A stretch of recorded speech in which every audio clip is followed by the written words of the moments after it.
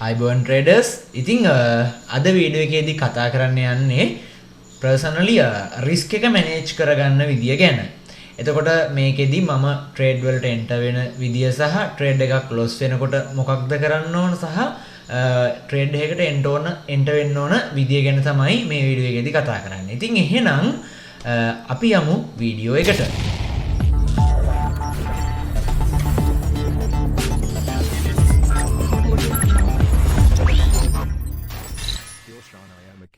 ඉතින් මේ වීඩියෝ එකේදී කතා කරන කිසි දෙයක් financial advisors නම් නෙවෙයි.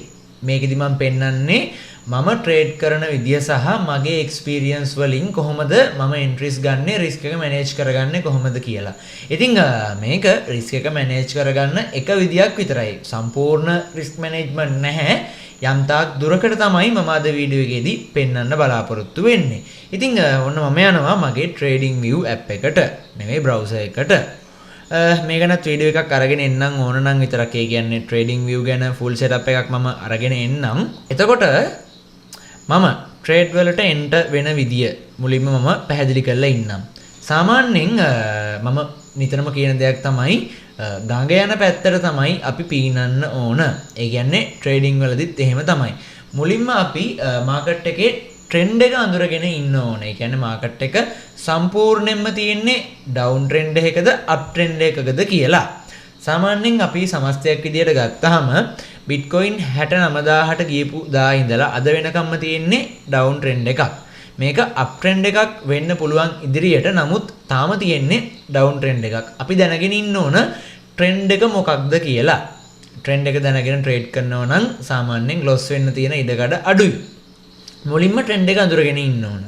ඊට පස්සේ අපි chart analyzing කරන්න ඕන. මම සාමාන්‍යයෙන් support line භාවිතා කරනවා, support zone භාවිතා කරනවා, trend line භාවිතා කරනවා. මේ වගේ Fibonacci තව දේවල් තියෙනවා, indicators භාවිතා කරනවා. ඉතින් මෙතන ටිකක් අඩුයි. සාමාන්‍යයෙන් ඔයා හිතන්න. සාමාන්‍යයෙන් මෙන්න මේක හොඳ entry point එකක් නේ. මම මෙතෙන්දී trade එකකට enter වෙනවා. හරිද?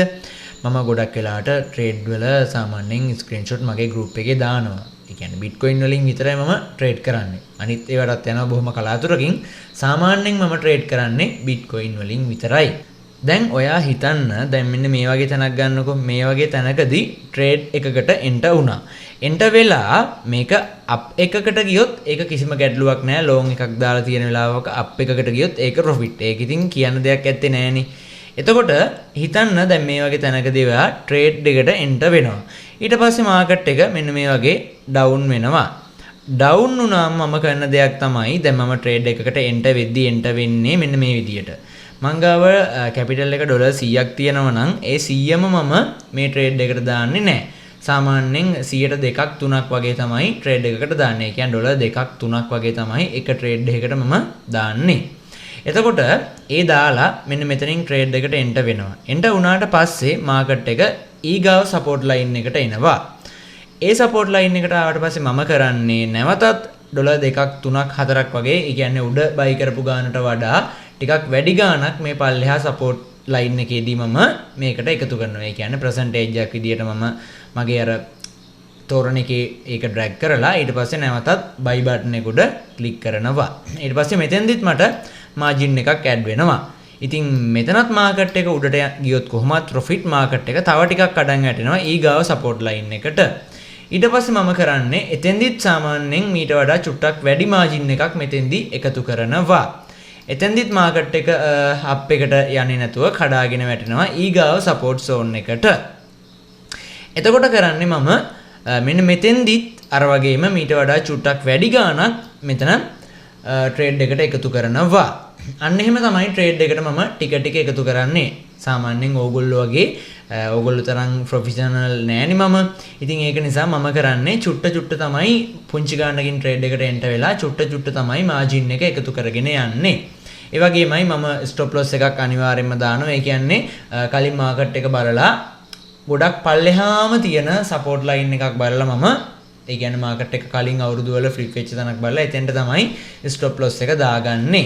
මම ඕන තරම් මගේ trading history එක ඕගොල්ලොත් එක්ක share කරලා තියෙනවා. මම කලින් videos වලදී trading history මම share කරලා තියෙනවා. ඉතින් ඕගොල්ලෝ දකින්න ඇති මම ලොස් වෙලා තියෙන්නේ කොහොමද මොන වගේ ගණන්ද කියලා. ඒ වගේමයි මම ප්‍රොෆිට් එකවත් ෂෙයා කරනවා. දැන් ඔයා හිතන්න දැන් ඔයාලා කරන්නේ ඔයාලා ප්‍රොෆෙෂනල්ම කරන කට්ටිය නිසා මෙන්න මේ වගේ තැනක් හොයා ගන්නවා. ඔයා ඩොලර් 100ක් තියෙනවා නම් 80ක් විතර දාලා මෙතනින් ට්‍රේඩ් එකට එන්ටර් වෙනවා. ලොකු ලෙවරේජ් එකකින්. ඊට පස්සේ මාකට් එක බැරි වෙලා හරි පල්ලෙහාට આવොත් එන්නේ ඔයාගේ account එක සම්පූර්ණයෙන්ම වොෂ් වෙලා යන එක.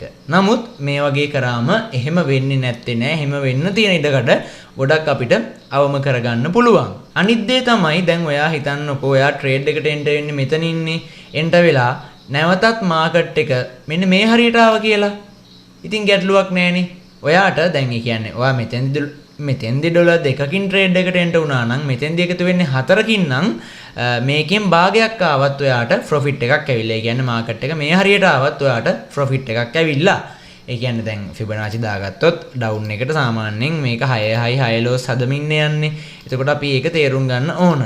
ඉතින් ඒ වගේ වෙලාවට ඔයාට බය වෙන්න දෙයක් නැහැ. මම මේ කියන ස්ට්‍රැටජි එක භාවිතා කරොත් ඔයාට යම්කිසි සාර්ථකත්වයකට එන්න පුළුවන්. ඉතින් මේ දේ ඔයාලා වාගේ ෆුල් කැපිටල් එකම දාලා කරන්න නැතුව මම මේක කියන මගේ ස්ට්‍රැටජි එකක් නේ මම භාවිතා කරන විදියනේ. මේ විදියට චුට්ටක් ට්‍රේඩ් කරලා ඔයාගේ එක්ස්පීරියන්ස් එක කමෙන්ට් සෙක්ෂන් එකේ දාන්න. ඔයා අද වීඩියෝ එකෙන් දෙයක් ඉගෙන ගත්තා නම් වීඩියෝ එකට ලයික් එකක් දාන්න. ඒ වගේම මේ ගැන ඔයාගේ අදහස මේ ගැන හිතන දේ අනිවාර්යයෙන්ම කමෙන්ට් එකක් විදියට දාන්න. ඉතින් රිස්ක් මැනේජ්මන්ට් ගැන සහ බයිනන්ස් ෆියුචර් ට්‍රේඩින් ගැන අපිට තව ගොඩක් දේවල් කතා කරන්න තියෙන නිසා මම මේ වීඩියෝ එක මෙතනින් හමාර කරනවා. මේ වගේ තවත් වැදගත් වීඩියෝ එකකින් අපි ඊගාව දවසේ මුණ ගැහෙමු. කාලය අරගෙන වීඩියෝ එක බලුවට ගොඩක් ස්තුතියි.